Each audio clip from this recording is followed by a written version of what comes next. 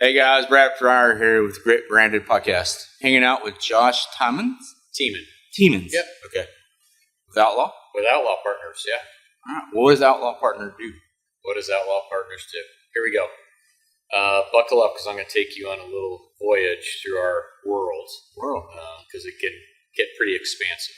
So, Outlaw Partners based in Big Sky in Bozeman, Montana. We started there about 15 years ago. We are a media, marketing, events, adventure travel, real estate investment company. And then some other things to come. Wow. That's a pretty good mix. It is there's a lot of tabs on our portfolio, if you will. What is your role? I'm the chief operating officer. Okay. Cool. So who dreamed this idea up? Our CEO, a gentleman by the name of Eric Ladd, him and I actually grew up together. He started the company 15 years ago. He was originally doing real estate up in the Big Sky area. Got a little tired of that and went into town and bought the newspaper. So that's how the media division got started. Bought the newspaper.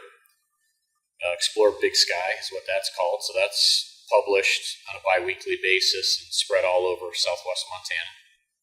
And then the media division started to grow a little bit more, and we started Mountain Outlaw, which is our lifestyle magazine. It's kind of we like to think about Outlaw as the passport to the Western lifestyle. So everything we do centers around allowing people to experience the West. So Mountain Outlaw is in its 15th year of publications. We do that twice a year. We do a summer and a winter publication. Jeff Bridges is our Outlaw this past winter, and then Leanne Rhymes is our upcoming summer Outlaw, if you will. We've had Ted Turner, we've had Glenn Close, we've had a number of famous people, mountain climbers, people you've probably never heard of, but they're critical to the Western lifestyle, and so we do that. We have another publication called Explore Yellowstone, which is actually the only publication that's available in Yellowstone National Park in all of the lodges. So we do a lot of collab work with the concessionaire there, Xanterra, that helps us produce a lot of content that's all based on America's first national park. Wow, it's a big one too. Yeah, I got to see it for the first time last October. I caught it right when the weather was perfect, and then the first snow. I landed it perfect. Everybody said you couldn't have landed this. I was actually engaged my fiance. That's where we did our engagement picture. Okay, congratulations. Yeah, I went in the Teton. So it was like, went up there and thank you. Went up there and it never even was talking about snow. Then all of a sudden I was like, this Texas? Because one day it's like beautiful, and the next day it's just, and the snow is amazing. Yeah. I've never been up there when it snowed like that. Yeah. Big old flakes. Yeah. Probably brought out a little more wildlife too then. Yeah, 100%. Yeah, so it's beautiful. But we went up in the park, and the bad thing is a lot of the park was closed because of whatever's going on with people, amount of people working. So but we saw what we needed to see. Good. See Old Faithful and all that stuff. Yeah, it's beautiful. Everybody should go and experience it for sure. Yeah. Well, back on your magazine. So so the summer and winter, you pick a character more or less that's in the Western lifestyle to write about an article, and then or is the whole magazine that for that season based on that person? No, it's one component. It's really our long pole in the tent, if you will, would be our Outlaw, right? Okay. And then surrounding that, each magazine has a theme, right? Is it land? Is it conservation? There's all different components to the magazine. It's a extremely well done publication, thick, heavy paper stock. It's not something that you are going to, find at a convenience store. It's something that you're going to pick up and you're going to put on your coffee table for months. Right. But yeah, it's usually in the 100+ page type of scenario, and I'll get you some copies because it's a beautiful publication. Beautiful publication. And then obviously there's advertisers in there from the kind of Southwest Montana region as well as beyond, because who we're marketing it to in that region, if you're familiar with Big Sky and Bozeman and the Yellowstone Club and things of that nature. It's a very affluent community. It's available on all the private jets that go out of Yellowstone Jet Center, for instance. Right. So those are the people that are reading this publication and have been for 15 years. So we're excited to release our 15-year anniversary publication this summer. Well, that's a big achievement in itself, because just, doing a hard copy of anything these days it's got to be something good. Yeah. You know what I mean? And I know the struggles with, different organizations that have always been in print, going to digital media or digital print, whatever we want to call that now.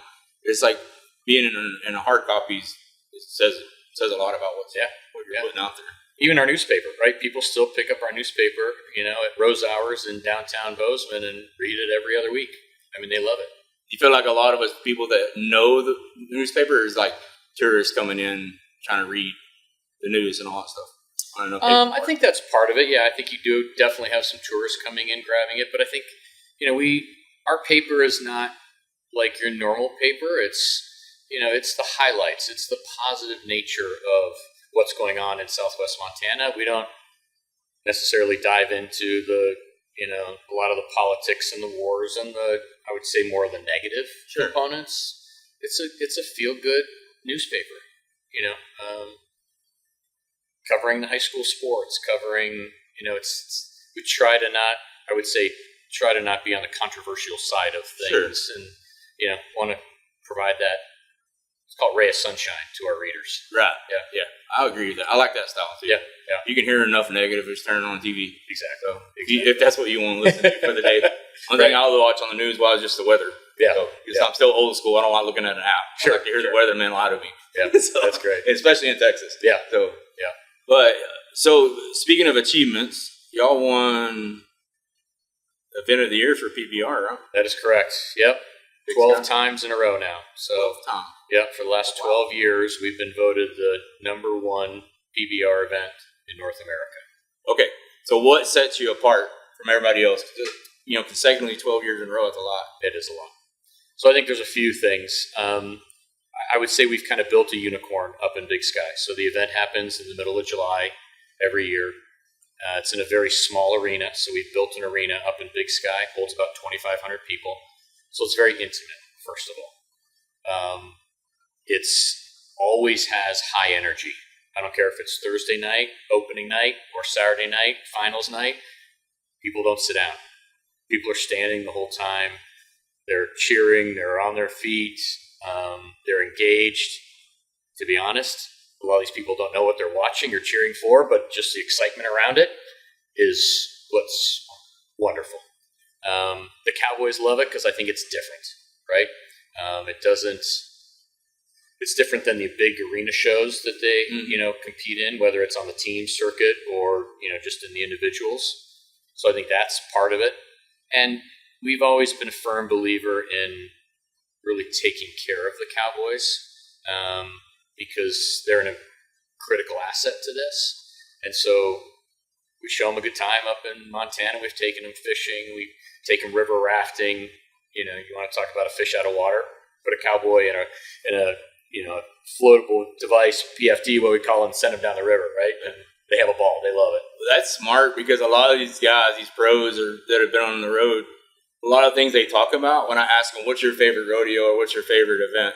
It's about the hospitality or the event where it's at, the atmosphere. Yeah. So, taking care of them and giving them a new experience or the food they eat, that's a big thing too, is their food's amazing wherever XYZ they go. Sure. So I never would think of it from that perspective. I was thinking more of what was your favorite event you ever won something at? Okay. Or your most memorable. I have to ask that question, but they go right to the hospitality stuff first. Okay. So that's a big thing. Yeah.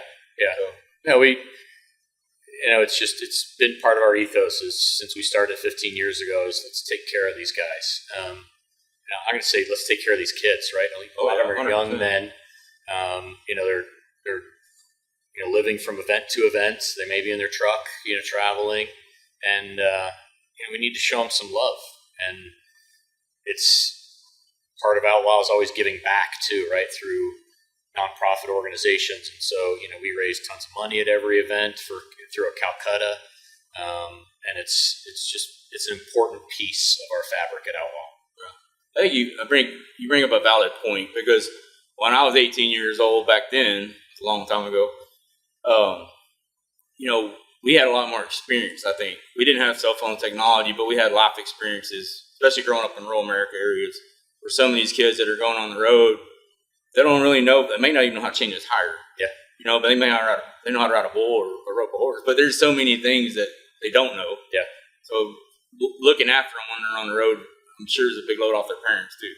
They may not be with them. Sure. So I could see that. Yeah. And yesterday we played in a golf tournament for PBR. Yeah. That's successful. Very successful. Yeah. Warm.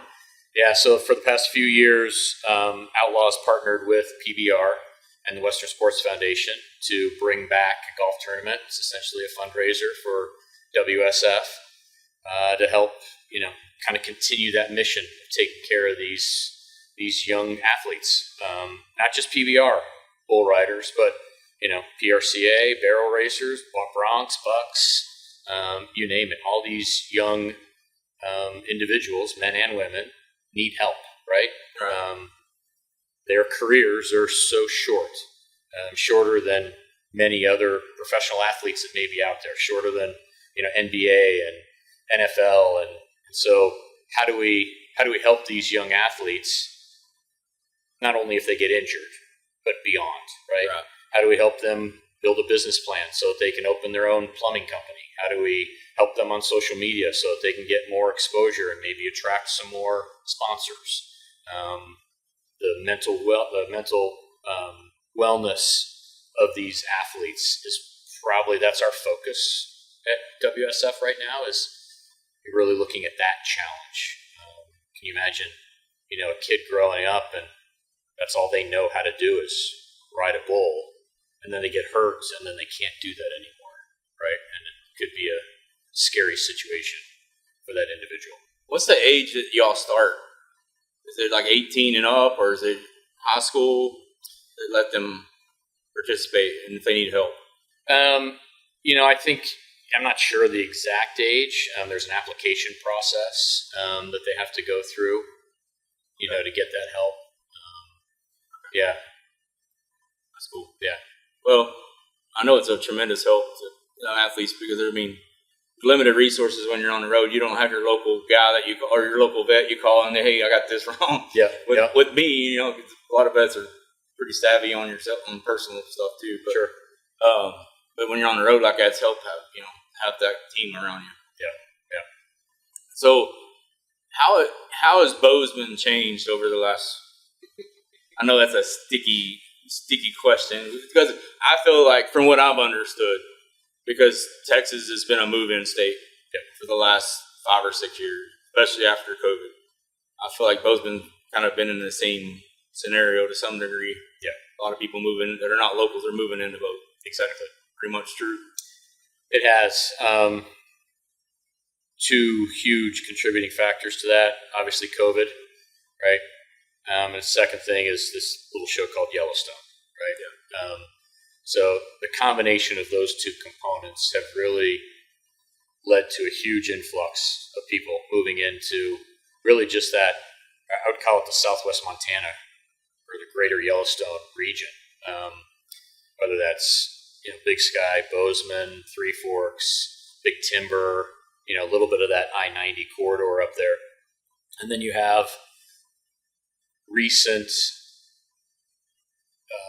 acknowledgments of like Montana State University winning the national championship. So you've got a university that's on the rise that is, really putting themselves on the map as a pretty formidable opponent. And the weather, the activities, if you want to get outside, there's no better place than Montana. So, there's a lot of positives to that, but then at the same time, you have, some negatives, the traffic and the cost of living and all the things that go along with success. Sure. 100%. Yeah. So we're at the PBR finals right now. We're actually sitting in a stockyard in our little portable trailer here. But how do you describe the finals versus your event outside of it being in an arena? Is the atmosphere kind of the same? Is the I'd say it's pretty different. pretty different? I would say it's pretty different. I mean, as far as the blocking and tackling of it with, great seats and great suites and amenities and all that kind of stuff, pretty similar to what we have up in Big Sky. But then I think just the energy level is different, is drastically different at Big Sky. Like I said earlier, it's people don't sit down; they're standing the whole time. They're cheering. It's a much different experience. Something that you've got to come up and see it. So I don't know what you're doing July 16, 17, and 18, but yeah, make your way north. Yeah, I'll be all about that. Yeah. So people that don't know, on the PBR side, is there a production when you are doing on these events, when you're putting on, is there a certain guideline that PBR gives you have to follow, or they do the production side of it at the event, you host and do all the other stuff? Yeah, no, it's I would call it a three-legged stool. So how we look at our event. So we have Outlaw Partners, and Outlaw Partners is in charge of the arena itself, sponsorships, selling tickets, the hospitality portion of it. We've got Cord McCoy and McCoy Rodeo, who is our stock contractor, been there for a few years. So he's bringing all the livestock and doing all that. And then the third is an organization called Freestone Productions, Andy and JC Watson. And they're critical to kind of bringing McCoy Rodeo and Outlaw Partners together and helping facilitate all of the specifics from the PBR, right? The scoring, the judges, getting the riders there, giving them the rider talk before the first event on Thursday night, doing all the things that, the PBR is doing. So they're the extension, if you will, of PBR. Sound, video, those kinds of things. Gotcha. Do the sponsorships that are PBR sponsored come along with that event? They don't. No, we're a complete separate entity. And so we have all of our own sponsors. There is some overlap. There are some sponsors that participate with PBR nationally. They go from event to event to event, and then they choose to come to Big Sky because of its accolades and it being a 12-time event of the year winner. So you've got to see PBR grow over the years. Yes. Can you describe what it was 12 years ago versus what it is now? Yeah. Much different. I think, I'll give creds to Sean Gleason. What he's done for the organization and the sport has been great, right? It's now, there's a spotlight on them that has, I think, really helped maybe the non-Western spectator be interested in it, right? Which is super cool. Yeah. From our event, 15 years ago, we'd have one set of bleachers that we rolled in on a flatbed, and then the local rafting company would drive their buses over, and they'd put these rafts on top of these buses, and they'd be up there on the top of the bus cheering for the rider. They didn't know what they were cheering for, but they were cheering because it was awesome and it was exciting. So, I think from our standpoint in Big Sky where we were, and then to where Sean and the PBR is today, I think it's helped us all, right? Yeah. It's really grown the sport in general. I know, like, when I'm sitting here in the finals and stuff, you look around, there's so much different diversity of people. And I don't want to use this analogy, but it's the best thing I know, especially during the teamed events. Yeah. I feel like it's kind of the NASCAR of because these people know these riders, know all these stats, and kids too. Yeah. And I don't even know most of them or their stats, but they're sitting, I can listen to them and hear what they're saying. I was like, that's really cool that somebody knows that much from a guy from Brazil or wherever, different areas of the world. Mm-hmm. And they're from America, and they're waving a Brazilian, and just because they're cheering on that person in the teamed events or in the finals. Yeah. I think that's pretty cool. That's been brought to a sport in the Western industry. Right. I was in just in the arena last night, and there was a family of probably 6 or 7, mom, dad, and a bunch of kids, and they were all speaking Portuguese, right? Obviously coming up from Brazil and having bull riding in Brazil is like no other place, right? I think they have the largest arena down there. It's 100-some thousand people outside of São Paulo. It's amazing. For them to travel up and come to Fort Worth, Texas, that shows a lot, right? It's an international sport now. And Brady Fielder coming from Australia. I mean, it's not just United Western anymore. I think it talks about the growth and what Sean done with it. I think it's really mixed up a good bag of different parts of the world that actually are very passionate about bull riding. Yep. And the fans are now interacting and getting involved in all this stuff and knowing these things. I was, you go to the NFR, you go to other rodeos, and most times it's people that if they do know what they're, who's roping or who's doing saddle bronco, what have you, it's because they follow them all the time. And the stands are a little more scarce of who actually knows what's going on or who these people are. But I feel like at a PBR event, they're there for that hardcore. They're hardcore fans. Yep. And it's finally in Fort Worth, Texas, where they've been watching it everywhere else. I'm sure like it is at Big Sky. There's fans that come out there and they really are all about it. Yep. Yeah, I think what I've heard from people is, they go to the World Finals, and then if they pick another event to go to, they come to Big Sky just because it's unique and it's its own beast, right? So if they're going to travel, to Big Sky. So, what bull are you rooting for to win? Well, selfishly, I'm rooting for Pegasus. Sensei. Yep. Yeah. I got to go with Cord. So we have a number of bulls that we own that a lot of our investors own as well, with Cord and Sarah and Outlaw and Midnight Rock and a whole bunch of bulls. And so I'm pulling for Pegasus. Yeah, I watched it last night. It was phenomenal. It's pretty cool. Yep. And that's what cool. What about rider? Do you have a special rider you like? I always want. I'm never a huge fan of a repeat champion, so I'd like to see somebody new up there. There's a little special spot in my heart for a past PBR winner. So Brady, right? Yeah. He won last year in Big Sky, so I'd love for him to win. Sage, Kinsey, maybe. I'd like to see somebody new up on the podium carrying that trophy. So, yeah. Speaking of riders, so I'm sure you've seen the movie Lane Frost. Yep.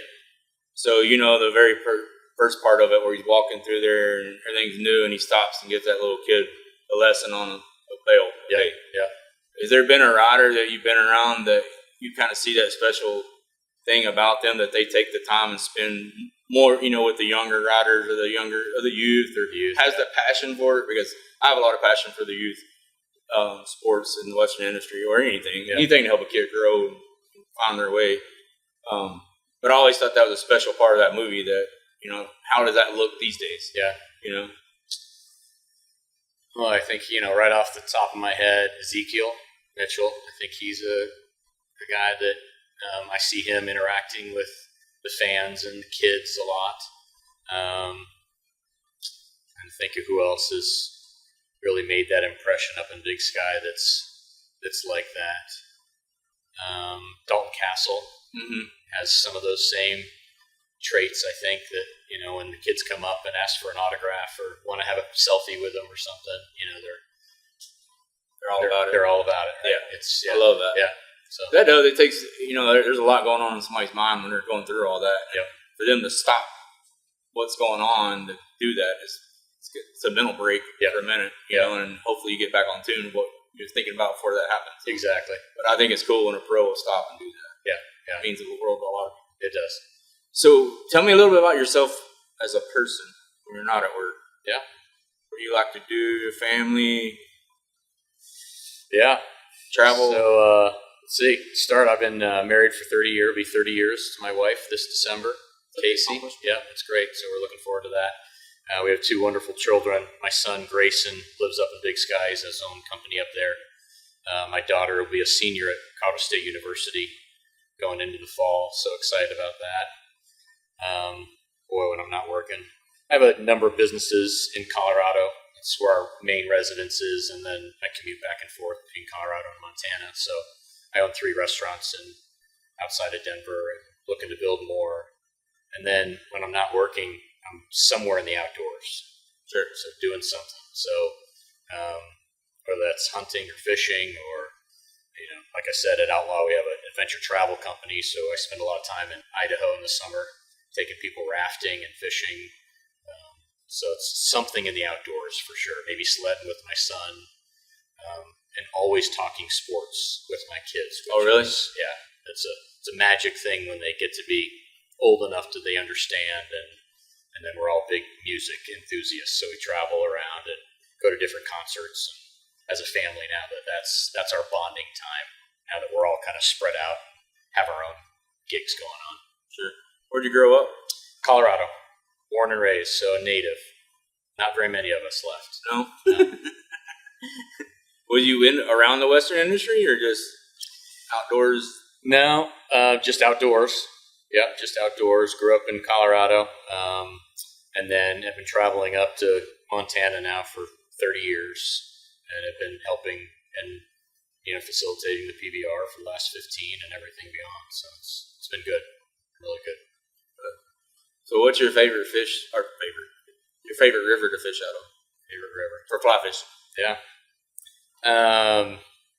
I would say in our neck of the woods, North America, I would say the Middle Fork of the Salmon is unbelievable. Gold medal waters up out of Idaho. It's the most picturesque place left. It's in the middle of the Frank Church Wilderness Area. It's the largest wilderness area in North America. If I was to do it, if I was to go outside of North America, it'd be down in Argentina, down in Patagonia region. There are some unbelievable rivers that flow out of the Andes and towards Chile that you're talking about 20 plus rainbows and browns that are spectacular. I've only fly fished in Alaska, and I was just snagging salmon more than anything, just for fun of it. Yeah, just on a run. 10 or 12, yeah. Yeah. Sockeyes, when they're running, they're fun. They are fun. 10 or 12 pounders, just fighting with a fly rod. Yeah. Everybody looks like we're crazy, but it's fun. And throwing a little spinnerbait out there or something. So it's fun just snagging them like that. Yeah, it's fun. It's fun. So what's your next step, or Outlaw's next step? Anything new on the horizons you can talk about, or more that you want to talk about with Outlaw? Yeah, I mean, it's, Outlaw is, people always ask, when our slow time is at Outlaw, and there really isn't a slow time. Obviously we have PBR in the summer. 2 weeks after PBR, we have what we call our Wildlands Music Festival. So we've been doing that for 7 years now. What is it? Wildlands. Okay. So last year we had Dave Matthews, Lucas Nelson, Molly Tuttle. The year before we had Foo Fighters. The year before that we had Dierks Bentley. This year we have Riley Green and Leanne Rimes on one night, and then Carrie Underwood and Caitlin Butts on the next night. So that happens 2 weeks after PBR. Throughout the summer, we're guiding, charter trips down the Middle Fork of the Salmon River. So that's a chaotic time for us, and an unbelievable way to share what the West has with people. It's 6 days on a river that is spectacular. You have, hot springs and great fishing and unbelievable hikes and tons of archaeological sites and great campsites and unbelievable guides and whitewater, and it's an experience that everybody should seriously consider. And then we go into the fall and we start planning for 27. So I'm already working on music for 2027 for Wildlands. I can't really talk about that yet, but that'll come soon. And then maybe some other things in the winter up in Big Sky as far as some sort of musical component, hopefully. That'd be cool. Yeah. So I've always heard about Steamboat in Colorado, but I've never been to it, but I heard it's pretty cool. Yep, Steamboat's beautiful as well. Yeah.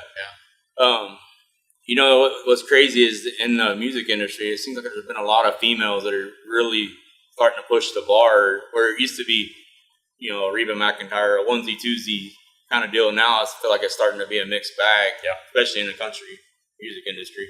How much talent is coming across on the female side. Yeah. I think that's pretty cool. It's great. And I think, what we try and do, we have, obviously we do Wildlands. We also have music after every night of PBR. So this year we have Elena Springsteen, who should be on your radar. She's an up-and-comer. Caitlin Butts that I mentioned earlier is coming to Wildlands. Dylan Gossett's coming to PBR. So our goal is to, have that huge headliner, the Dave Matthews, the Carrie Underwoods, the Riley Greens, but then, who's new, right? Mm-hmm. Who's new and upcoming? Is it Wyatt Flores? Is it, the Stephen Wilson Jr.'s? He was at PBR last year for us. So it's kind of a fun part of my job, I guess, is trying to find these young up-and-comers that, the Ella Langleys of the world that are splashing this year, right? She's getting huge.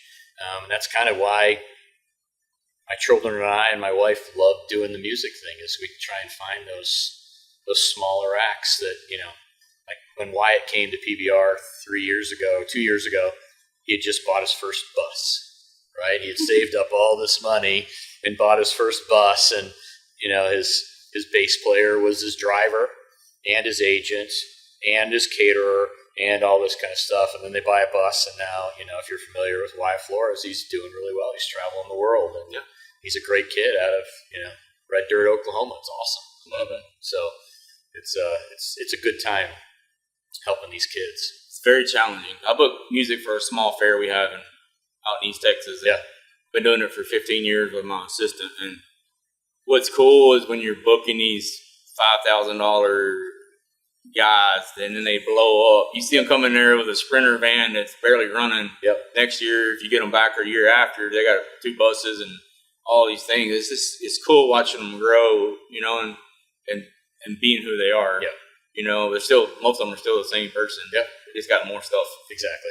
But I like that too, and it's a struggle because, like, especially at county fairs, because music's become so expensive. Now they're like wide open. It's crazy. So it's crazy. So you have to be really on top of who's next up and coming, so you can kind of let your budget spread out a little bit. Yeah. And help the next up and coming person. So I think it's cool over the 15 years, people that have played for little amount of money now are, 4 or 5 buses in a tour. Exactly. And I love watching that. Yeah. I'm a big music guy too. Yeah. It's fun. It's fun. Getting the people watch grow like that. So if you had to give an 18-year-old advice, or yourself at 18 advice, what would it be?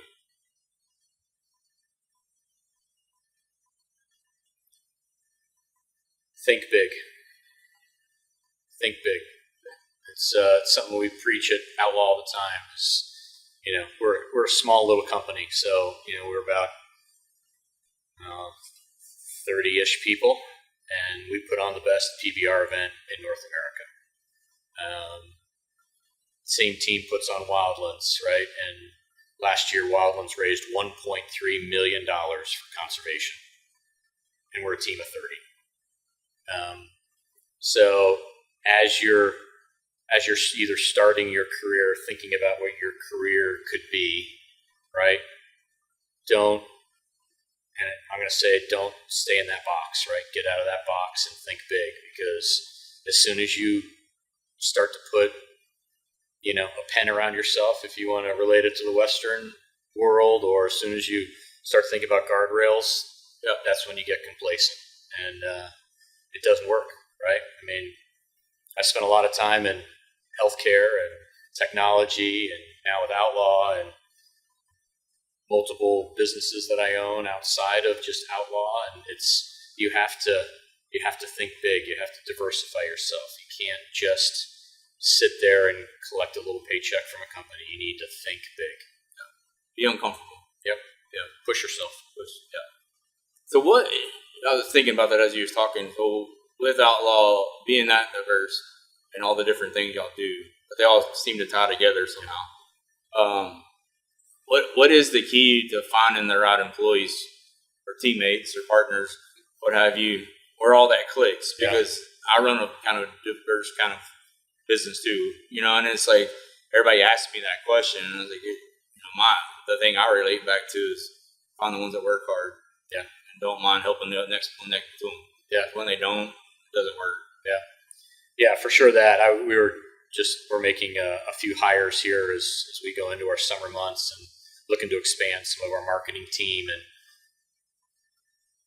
a few of our colleagues and I were sitting around and we said, what are we looking for? And the first thing that this person needs that we're looking for in an outlaw is somebody that is a self-starter that just hits the ground running 100 miles an hour, right?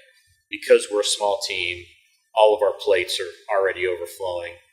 Nobody on the outlaw team has the time to sit down and spend weeks onboarding and training somebody. And so, for instance, we're hiring a social marketing coordinator and to help with social media, to help with email outreaches, to help with all this. And this person needs to come in ready to go and hopefully have some sort of clue about what Outlaw does and just jump in, because unfortunately they're going to jump in. It's going to be 30 days till our first event. And, we need all the social media we can get for it. Sure. As you can imagine in today's world. So it's got to be somebody that is hungry and is a self-starter. That is the biggest key. I think hard worker kind of goes along with that. Hopefully the two and two work in tandem. But yeah, somebody that's got to just crush it out of the gates. I mean, they've got, let's say they've got 8 seconds, right, to ride that bull and figure out how to stay on, because that's how Outlaw is. Yeah. Back when I was looking for a job at a young age, like we had to compete for a job. Like there weren't jobs just laying around. You had to outdo the person, and you're either replacing or they're moving up. Yep. Basically how it worked. Now you seem like you have to beg people to come work for you or do their job. We don't have that with us, but it's hard to find that next person that is young. Mm-hmm. We have a lot of good ones, but it's like finding more of them that want to work that hard, because it's easy not to no more. Yep. And that's the biggest challenge that I see. At 18 years old, and I think they're sitting in a good driver's seat to make as much money as they want. Yeah. Or live the way they want to. Not necessarily about money. Live as comfortable as you want to. Yeah. So many ways, and still not have to. If you do your job 100,000,000% every day, you don't have to work 40 hours. You work 20 as long as you're getting 40 whatever hours, whatever you need to get done. The way I work my team is, I don't really care what you're doing as long as you're getting stuff done. Yeah. And I can see it. Yeah. And because holding somebody down to a certain time frame and all that, I'm not even. You can't do that with me hardly at all, because I don't like being suppressed. Right. And I feel like people that are successful, when you suppress them, you're just suppressing all that energy. Yeah. So, and I feel like let that happen. And like I say, if they're hit the ground running 100 miles an hour, you don't have to worry about that. Yeah. I think in Bozeman, Big Sky area, with the emergence of Montana State University, and we've aligned ourselves with them. So we go into the marketing department, make presentations, teach them about what Outlaw is doing. Like we're hopefully planting the seeds for future employees right out of the university. They've got a program called Bobcat Works that was started by the football team, and so there are 30 football players that are doing internships with 30 businesses in Southwest Montana this summer. We're one of them. We actually took on 2 football players. Taco Dowler is going to be working on the Outlaw Partners side because he's interested in marketing. And then we've got his twin brother, Caden. He's going to be working on the real estate side of the house because that's what he's kind of interested in. So if you find programs like that, right, you talk about athletes who hopefully already have that work ethic, right? Bring that with them, and then they're interested in something, and you align those 2 things together, Outlaw and football. It should work, right? Theoretically, and it gives these kids, maybe Taco doesn't want to get into marketing after he works for Outlaw. Maybe he wants to become an architect, right? But it gives him some real life experience, because once again, these college athletes are just like professional bull riders or bronc riders, right? They're not going to do it forever, right? There is a limit to how long they're going to be doing that sport for, and they're going to have to find something after that. So we're excited to participate in the Bobcat Work program this summer, and we'll be doing it for years. So those are the kind of programs that I think we need more of around the nation. Well, we work a lot on trade scholarships. Yeah. Because, there's a lack of. Yeah. Everybody's needing more plumber, electricians. Big time. And they're making more money than doctors right now. Like these guys go to school for 10 years to be a doctor, and you come to work for us or wanted to work for a trade and make a lot of money real quick if you just pay attention. Yep. So if say there's a new event that wants to do a PBR event or start up a new, how did that evolve with y'all? How did y'all start that relationship with PBR? If somebody's like, hey, I think, not to take away from y'all, like say it's already an existing rodeo grounds, they're just looking to put a PBR event there. How would that relationship start with y'all? Yeah. I mean, I think the relationship starts with, our partners with Freestone, right? I mean, that's kind of how it came, is that, they had the relationship with PBR, we had a relationship with them, and it just grew from there. So I think, once you identify that connection between PBR and then a producer, that's really where it's going to start in most cases. Ours was a little bit harder than that. We, had to plow out a sagebrush field and create an arena, and I mean, it was literally from the dirt up. We didn't have anything to start with, so that's part of our story, and it's part of the excitement of why we've come so far, and now we're 12 years in, 15 years in, and 12 years as the number one event, is that we literally started with Andy plowing a bunch of sagebrush out of a field to create arena, which is a really cool story for us. Cool. Yeah. If you had to define your grit with one word. My what? Your grit. My grit. With one word. It's normally what gets everybody.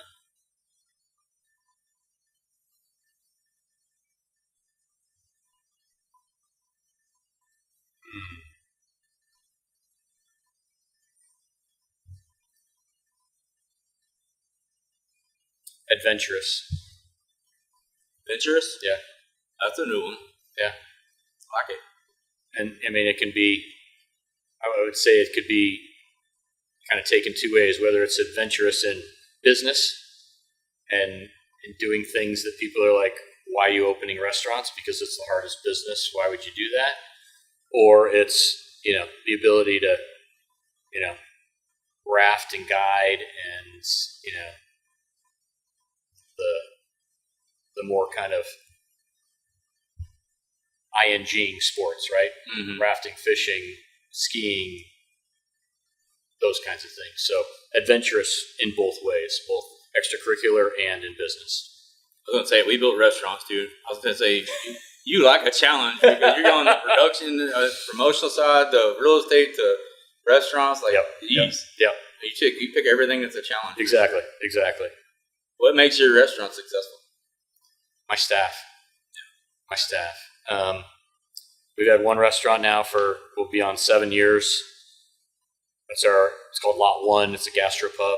We've got a barbecue restaurant next door that's going on 3 years. And then I just opened a Mexican place, Mexican Cantina, about 2.5 months ago. And it's my staff. I've got probably 30% of my staff at Lot 1 has been with me since day one. I mean, I have people that started with me when they were 15 years old, and now they went through high school and on to college, and they graduated, and now they're back working for me still, working for me the whole time. Because when I'm doing all my other outlaw stuff and everything else that's going on, I'm not at the restaurant very often, right? And so I need that staff, somebody that I can trust. My general managers, my chef's been with me for 5 years there. So it's treating them with respect and showing them that when I'm there, nothing is too low, if you will. I mean, I've washed dishes. I take out the trash. I do a lot of the maintenance. I'll hop on the hot side and saute. I'll load the smoker at night. I'll clean the smoker with the power washer. It doesn't matter, right? So showing them, and it goes back to that work ethic, right? Showing them that I don't mind doing it. I don't mind getting greasy and dirty with these guys and gals. That's what makes you successful, though. It's fun. It's fun. I love it. And some people know, like my fiance asked me, he's like, why don't you just be the normal CEO? Like, you're out there getting trailers, you're out there doing this, you're out there doing that. And I'm like, that's just not me. Yeah. I can't be that guy. Yeah. Like, I would be a terrible boss that way because I would be so frustrated. Yeah. Because I got to be hands-on to some degree. Yep. And I'm not going to sit there and ask somebody to do something I wouldn't do. Yep.